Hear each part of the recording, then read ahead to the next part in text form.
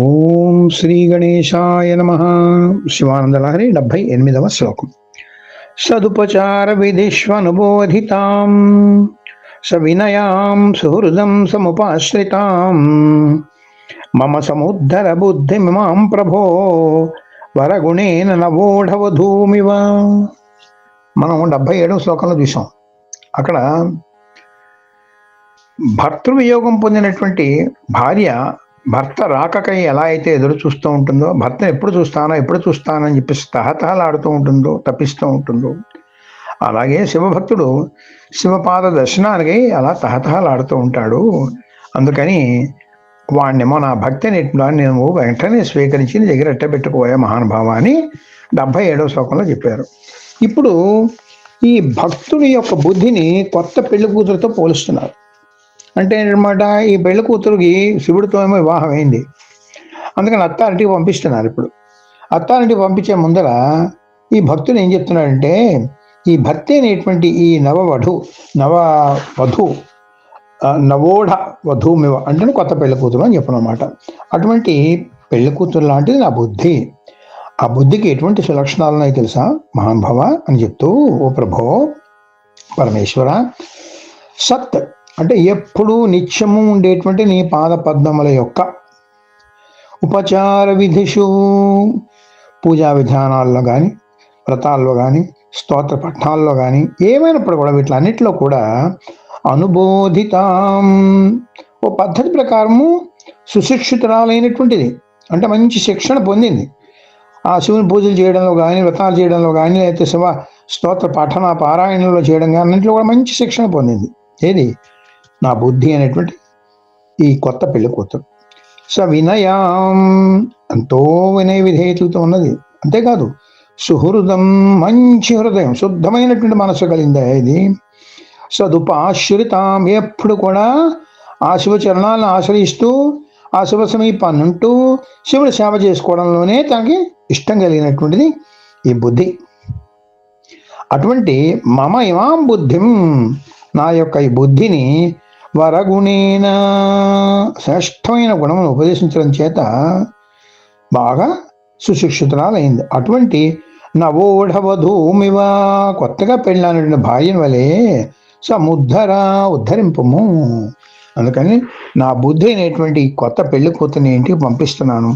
అందుకని ఇంట్లో అట్టబెట్టుకుని నువ్వు దీన్నేమో ఉద్ధరించి మహానుభావ అని చెప్తున్నారు. ఎంత చక్కటి పోలికండి చూసారా. అంటే భక్తుల తాలూక ఈ బుద్ధిని ఎప్పుడు కూడా ఆ శివ మార్గంలో నడిపిస్తూ ఉండాలన్నమాట. అదే ఇక్కడ చెప్తున్నదంతా కూడా అనమాట. చూడండి, ఇక్కడ కొత్త పెళ్లి కూతురుగా వివరిస్తున్నారు. అంటే ఈ పెళ్లి కూతురికేమో శివుడికి ఉండేటువంటి వరుడికి ఉండవలసిన కళ్యాణ లక్షణాలన్నీ కూడా ఉన్నాయి అని గ్రహించింది అనమాట. అందుకని ఎట్టి పరిస్థితుల్లో అయినా సరే ఆ శివుడితోనే నేను ఉండాలి, ఆ శివుడినే నేను వరుడుగా చేసుకోవాలి అని పట్టుబడుతోంది అనమాట. అటువంటి బుద్ధి వధువు వినయము, ఉపచార సేవ, అభిలాష, సహజమైనటువంటి సిగ్గు, నిర్మలమైనటువంటి హృదయం, సద్గుణ సంపన్నత అన్నీ కూడా కలిగి ఉన్నదన్నమాట. అందుకని ఈ కొత్త పెళ్లి కూతురికి నేను చెప్పే పద్ధతిలో చెప్పి నువ్వు కూడా ఏం చేస్తావంటే, నేను చెప్పాను కాబట్టి నువ్వు కూడా తన్ని కాస్త చెప్పే పద్ధతిలో చెప్పి ఆ భయం కానీ అదేమన్నా ఉన్నట్లయితే పోగొట్టి ఉద్ధరించి ధన్యుని చేయవయ్యా మహానుభావ. అంటే తన బుద్ధితో కాపురం చేయడానికి శివుడినేమో ఒప్పిస్తున్నాడు అనమాట. ఇక్కడ చూసారండి ఎటువంటి పోలిక. నిజంగాను ఆ బుద్ధినేమో కొత్త పెళ్లి కూతురితో పోల్చి అదేమో శివుడింటికి పంపిస్తున్నాడు అనమాట ఆ బుద్ధిని. ఆ శ్లోకం మరొక్కసారి మనం చదువుకుందాం. సదుపచార విధిష్వనుబోధితాం సవినయాం సుహృదం సముపాశ్రితాం మమ సముద్ధర బుద్ధిం మాం ప్రభో వరగుణేన నవోఢవధూమివ. తర్వాత శ్లోకంలో ఏం చెప్తున్నారో మళ్ళీ చూద్దాం. శివానందలహరి 79వ శ్లోకం. నిత్యం యోగి మనస్సరోజదళ సంచార క్షమస్త్వత్క్రమః శంభో తేన కథం కఠోరయమరాడ్భక్షకవాటక్షతిః అత్యంతం మృదులం త్వదంఘ్రియుగళం హామే మనశ్చింతయత్ ఏతల్లోచన గోచరం కురు విభో హస్తేన సంవాహయే. ఏతల్లోచన గోచరం కురు విభో హస్తేన సంవాహయే. చేత్తోని పాదాలు ఒత్తాలను ఉందయ్యా, ఆ పాదాలను ఒక్కసారి చూపించవయ్యా మహానుభావ. ఎందుకంటే నీ పాదాలు ఎంతో సుకుమారమైనవి. నిజంగా నువ్వు ఆ యముడు వక్షస్థలం, కఠినమైన వక్షస్థలాన్ని తన్నావు, ఎంత కందిపోయావు కదా. అందుకని ఆ పాదాలను ఒక్కసారి ఒత్తి నీకు సేద తీరుద్దామని ఉందయ్యా నాకు. అసలు నీ పాదాలు ఎటువంటివి, ఎక్కడ తిరుగుతాయి, ఎందుకంత సుకుమారంగా ఉంటాయి అంటే తెలుసా అంటూ ఈ శ్లోకంలో ఏం చెప్తున్నారో చూద్దాం. హే శంభో త్వత్క్రమ, నీ పాద విన్యాసం అంటే నువ్వు పాదాలు తోటి ఎక్కడ నడుస్తూ ఉంటావు, ఎక్కడ ఉంటావు ఎప్పుడు కూడా. నిత్యం యోగి మనః, ఎప్పుడు కూడా యోగీశ్వరుల మనస్సు అనేటువంటి సరోజదళ సంచారక్షమ, ఆ యోగీశ్వరుల మనోపద్మాల యొక్క రేకులతో, దానిలో ఉండేటువంటి వాటిలో ఆ రేకుల మీదేమో తిరగడానికి సమర్థమైనటువంటిది. అంటే శుతిమెత్తని పాదాలు, ఆ శుతిమెత్తని పాద పద్మాల మీద తిరగడానికే నీ పాదాలు సమర్థమైనవయ్యా. తేన, అటువంటి మీ మృదువైనటువంటి పాదాలు, కఠోర యమరాట్ వక్ష కవాట క్షతి కథం, కఠినమైనటువంటి యమధర్మరాజు అంటే పక్షస్థలాన్ని తన్నిందేది, ఆ తనడం వల్ల ఎలా తినిందయ్యా, అంత సుకుమారమైనటువంటి పాదాలే. వాడి ఆ యముడి తాలూకు హృదయం అనేటువంటిది అది ఇప్పుడు కూడా ఎంతో కఠోరమైనటువంటిది. అటువంటి దాన్ని మీరు ఈ సుకుమారమైన పాదాలతో ఎలా తన్నేవయ్యా.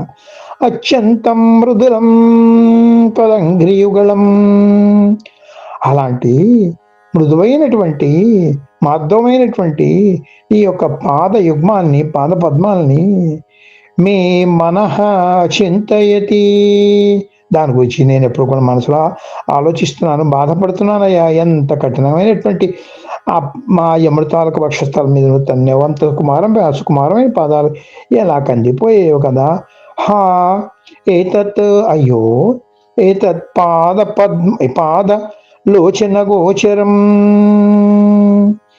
అంటే ఆ పాద పద్మాల యొక్క, ఆ పాద పద్మాల్ని నా కన్నులకు కనబడినిచ్చినగా చెయ్యవయ్యా, కురు చెయ్యవయ్యా నువ్వు అని చెప్పి.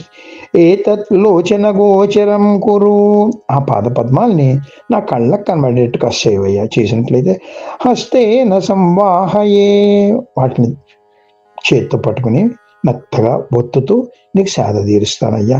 ఎంత సుకుమారమైన పాదాలు, ఎంత కందిపోయాయో కదా అని ఎంత చక్కటి భావనతో చెప్తున్నారో చూసారా. అంటే ఏదో రకంగా ఆ భక్తుడు ఆ శివపాదాలను దర్శించాలి, అదేమో తన ఒళ్ళో పెట్టుకోవాలి, దాంతో వాటిని ఒత్తాలి. అంటే దీనిలో ఉండేది అంతా కూడా చక్కగా ఎంత బాగా చెప్పారు చూడండి. నిజంగా ఆ పాదాలు ఎటువంటి యోగుల మనోపద్మాల మీద ఎప్పుడు కూడా, ఎందుకంటే యోగులు ఎప్పుడు కూడా శివపాద పద్మాలని ధ్యానిస్తూ ఉంటారు.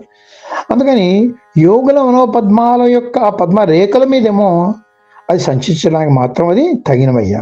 కానీ అటువంటిదేమో నువ్వు ఆ యముడి తాలూకు వక్షస్థలాన్ని తన్నావు కదా మరి, అలాంటిది ఆ సుకుమారమైన పాదాలు ఎంత కందిపోయాయి కదా. అందుకని మహానుభావ ఒక్కసారి ఆ పాదాలనేమో చూడనివయ్యా, అది ఏమో నేను దగ్గర పెట్టుకుని నా చేతులతో నేను ఒత్తి నేను నీకు సేద తీర్చి, నేను నీకు అలసరంతా తీర్చి మళ్ళీ పాదాలు చాలా మృదువుగా ఉండేటట్టు నేను చేస్తానయ్యా మహానుభావ. నేను ఒక్కసారి పట్టుకుని నీ పాదాలు పట్టుకుని నేను ఒత్తుతానయ్యా.